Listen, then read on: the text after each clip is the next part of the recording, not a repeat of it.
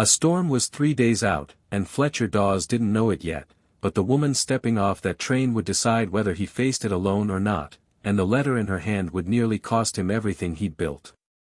The platform at Cheyenne smelled of coal smoke and wet iron, the kind of cold that got into a man's boots and stayed there until spring. Fletcher had been standing in that cold for 20 minutes, hat pulled low, hands jammed into his coat pockets, doing the thing he always did when he was nervous, which was to pretend he wasn't nervous at all.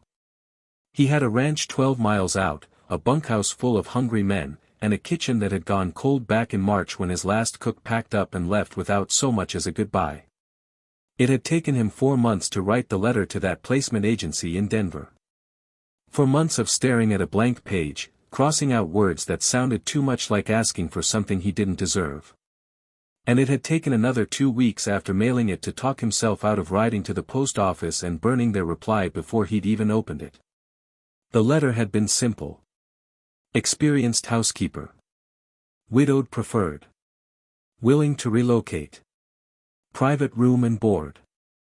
Fair wage. He hadn't written the word lonely anywhere on that page, but he'd wondered, more than once, whether the agency knew how to read between the lines anyway. He watched the train empty itself onto the platform. A drummer hauling a sample case that looked heavier than he was. A young lawyer type with hands too soft for frontier work. 3 ranchers from up north who tipped their hats at Fletcher and kept walking, the way men do when they know a fellow's business isn't theirs to ask about. And then the crowd thinned, and there she was. A woman with a carpet bag in each hand, and a boy on either side of her, and 2 more boys trailing behind like ducklings who hadn't quite learned the order of things yet. She moved through that platform the way a river moves through rock, not fast, but certain, like the ground had no choice but to let her pass. And she stopped, square in front of him, and looked at him with eyes that had already taken his measure and were somewhere in the middle of reaching a verdict. She was not what he'd pictured. He'd imagined someone older. Rounder. Someone who smelled like bread and carried a Bible in her bag. This woman was 30-something, dark hair pulled back hard from a face that had learned, a long time ago, how to give nothing away for free. "Mr. Dawes," she said. It wasn't a question. "Mrs. Callan," he answered, and then, because there was nothing else to say, "These are my sons." She let the 4 of them stand there a moment before she said a word more. The oldest was near as tall as Fletcher himself, shoulders already carrying something heavier than a boy his age should have to carry. The youngest had a gap where his front teeth used to be, and eyes that hadn't yet learned to be careful with strangers. Fletcher looked at the boys. He looked at her. "The agency didn't mention 4, he said. And May Callan, without so much as a flicker of apology in her voice, said the 4 words that would haunt him for the next 3 weeks, though neither of them knew it yet. I told them 4. Somewhere in Denver, a clerk at that agency had written 2 very different letters. Neither Fletcher nor May had thought to ask, in that first exchange on the platform, exactly what those letters had said. And that single unasked question was about to cost them both a great deal more than confusion. The ride out to the ranch took 2 hours, and in those 2 hours, Fletcher Dawes learned more about a family than he'd learned about anything in years. Will, the 9-year-old, talked the whole way, filling the wagon with stories about a man on the train who kept a parrot in a cage, and how that parrot had said something so scandalous it made a grown woman faint dead away in her seat. Fletcher didn't say much back. He'd learned a long time ago that some people fill silence the way water fills a hole, and there was a strange comfort in letting them do it. Tommy, the youngest, was asleep against his mother's arm before they'd even reached the county road. Eli, the oldest, sat in the back of the wagon and watched the back of Fletcher's head the way a man watches a card player he doesn't trust yet. And Nate, 12 years old and quiet as a held breath, watched everything, and said nothing at all. May sat on the bench beside Fletcher and looked out at the land like she was trying to memorize it. Wyoming in late September had a particular kind of light, flat and gold and running out fast, the grass already gone the color of old wheat, the mountains to the west holding their snow like a promise that this winter wasn't going to be gentle.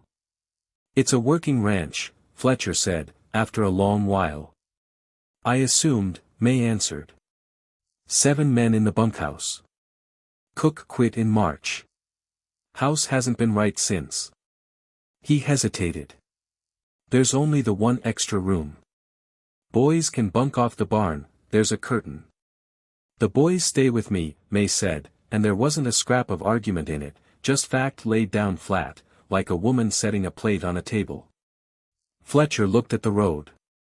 He'd learn, before the week was out, that pushing May Callan on a decision she'd already made was like pushing a fence post, it didn't move, and you only hurt your hands trying. They crested the rise, and the ranch came into view below them.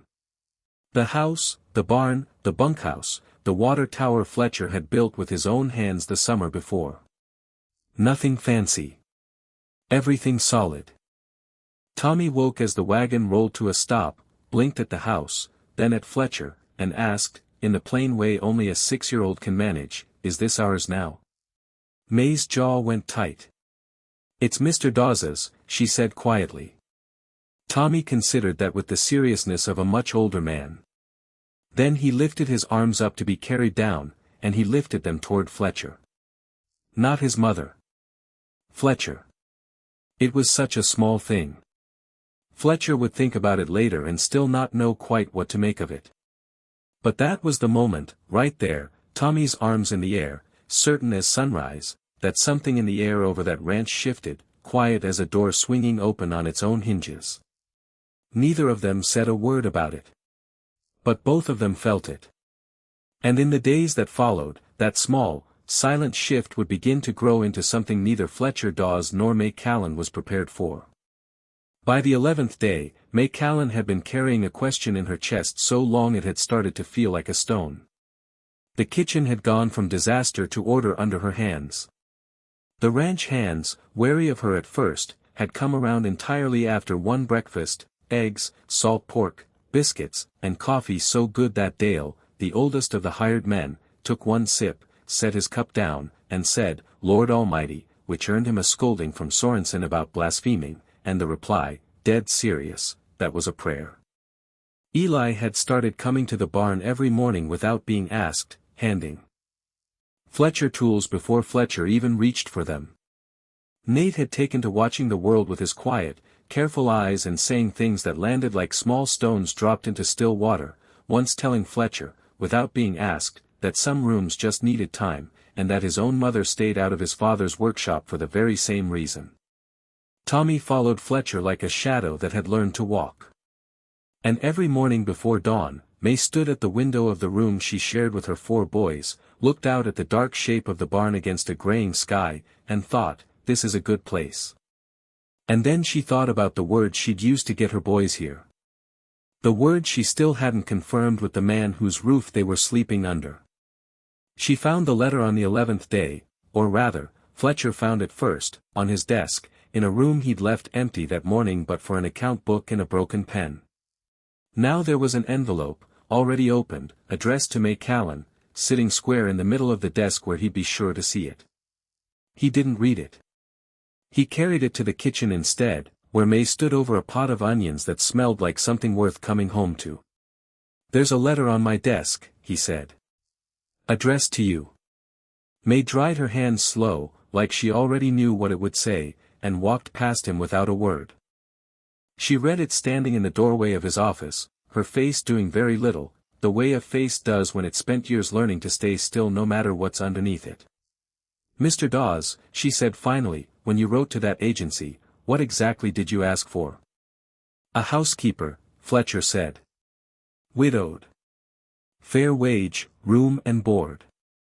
May held the letter out to him without another word. He read it standing in the doorway, and the floor seemed to tilt slightly under his boots. The Denver Placement Agency confirmed that Mrs. May Callan had been matched with a suitable widower, Mr. Fletcher Dawes, for the purpose of a domestic arrangement, with intent of marriage. The room went very quiet. "I told my boys we were going to a home," May said, her voice steady, though something underneath it was not. "I told Tommy he'd have a ranch to grow up on." Fletcher looked at the letter, then at the window, then at the floor, searching for somewhere safe to rest his eyes. "I'll write to the agency," he said finally. "Yes," May answered, and folded the letter, and walked back to her kitchen like a woman closing a door on something she couldn't yet name. But Fletcher Dawes sat alone at that desk for a long while after she left. He thought about a small hand closing around his thumb in the dark. He thought about a boy in a barn, handing him a wrench without being asked twice. He thought about a quiet 12-year-old who understood grief better than most grown men. And when he finally picked up his pen, he did not write a single word to Denver. He put the pen back in the drawer.